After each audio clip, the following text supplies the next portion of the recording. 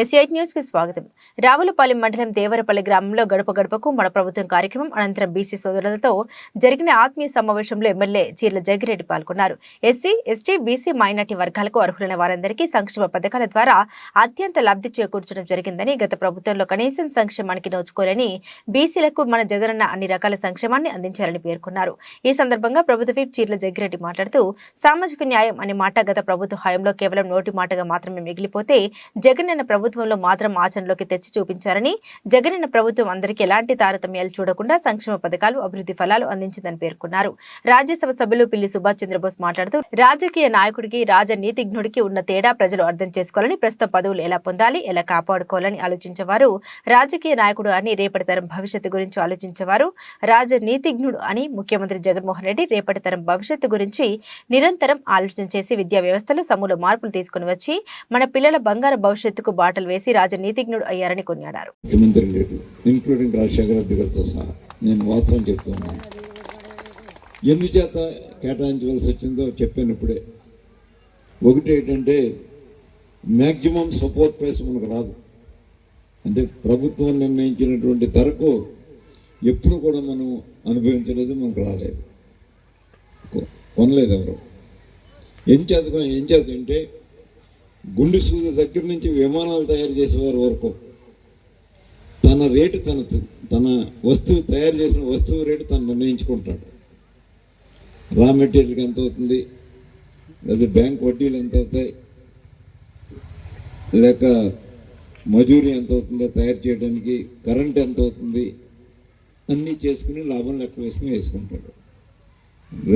రాత్రులనగా, పగలనగా, ఎండనగా, వాననగా కష్టపడి పండించే రైతుకు మాత్రం తన పండించిన పంటకు ధర నిర్ణయించే అధికారం వరకు లేదు. ఇది ఎవరు నిర్ణయిస్తారంటే, కేంద్ర ప్రభుత్వ స్థాయిలో అగ్రికల్చరల్ ప్రొడ్యూసర్స్ రేట్స్ నిర్ణయించే ఒక కమిటీ ఉంటుంది.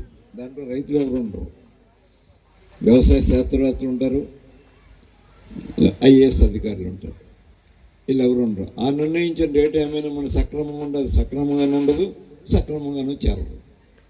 అంచేత ఆ రంగాన్ని ఆదుకోవాల్సినటువంటి అవసరం ఉంది. కాబట్టి వడ్డీ లేని రుణం దేశంలో ఏ రాష్ట్రంలో లేదు. ఒక్క ఆంధ్రప్రదేశ్ రాష్ట్రంలో జగన్మోహన్ రెడ్డి గారి నాయకత్వంలో ఉన్నటువంటి ప్రభుత్వం రైతుకు వడ్డీ లేని రుణం ఇచ్చారు. ఇంకే రాష్ట్రంలో లేదు. రెండు, మన ఇదివరకు ఇన్సూరెన్స్ కట్టేవాళ్ళం. ఎకరానికి 350 రూపాయలు ఇన్సూరెన్స్ కట్టేవాళ్ళం. ఇన్సూరెన్స్ ఇప్పుడు ప్రీమియం ఫ్రీ ఇన్సూరెన్స్ మనం చెల్లించట్లేదు. ఇప్పుడు మన తరఫున ప్రభుత్వమే చెల్లిస్తుంది. ఇది కూడా ఏ రాష్ట్రంలోనూ లేదు.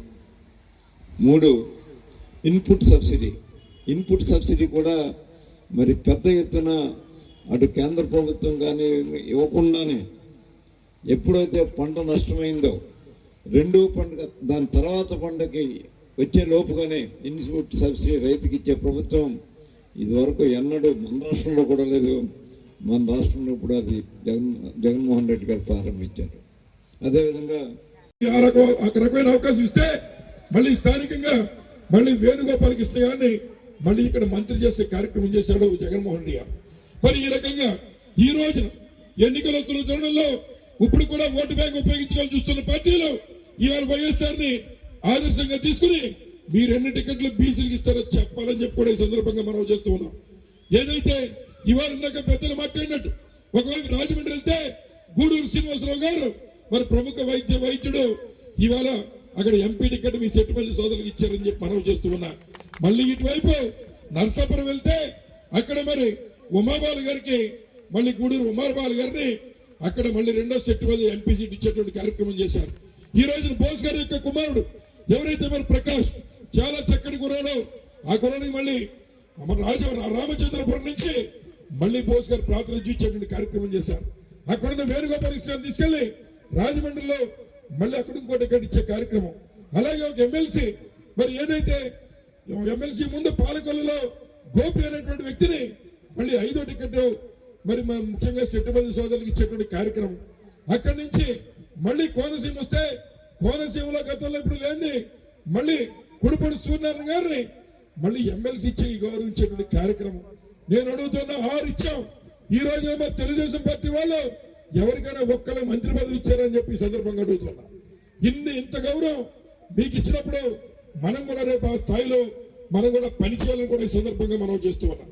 ఇక నియోజకవర్గ సంగతికి వస్తే ఈ కొత్తపేట నియోజకవర్గంలో మరి ఏదైతే ఒక ధైర్యం మీ అందరూ నీకు నేనున్నామనేటువంటి ఒక ధైర్యాన్ని ఇచ్చి నా వెంట ఉండి 3 సార్లు చేసినప్పుడు ఏమన్నా చేసినప్పుడు మీ రుణం తీర్చుకోవాల్సిన బాధ్యత నాకు ఉంది.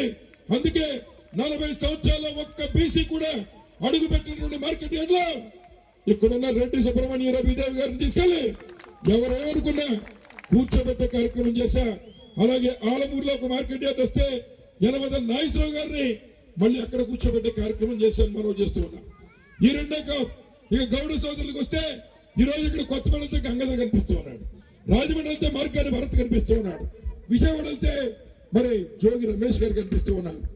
ఇట్లా అందరికీ మరి ఎవరైతే ఎస్సీల నుంచి మళ్ళీ యొక్క ఉన్నటువంటి విశ్వరూప్ గారు, అలాగే ఇక్కడ మన అమలా చైర్మన్ గా మన నియోజకవర్గం నుంచి Amalapuram urban development authority chairman గా మళ్ళీ గొల్లపల్లి డేవిడ్ గారు, స్థానికంగా మన వెంకట్రావుని, ఇట్లా ఎవరైతే అణగారిన వర్గాలు ఉన్నటువంటి వారికి రాజ్యాధికారం ఇచ్చిన ఏకైక పార్టీ వైఎస్ఆర్ కాంగ్రెస్ పార్టీ అని చెప్పి సందర్భంగా మనం చేస్తూ ఉన్నాం.